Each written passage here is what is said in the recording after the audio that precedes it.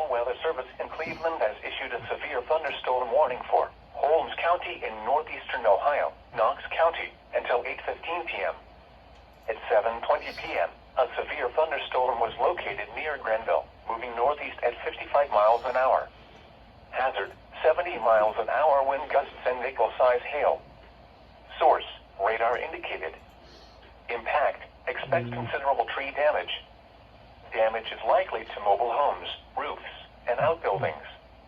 Locations impacted include Mount Vernon, Millersburg, Berlin, Walnut Creek, Gambier, Utica, Danville, Kilbuck, Glenmont, Winesburg, Farmerstown, Baltic, Martinsburg, Gann, Bladensburg, Mount Hope, and Charm.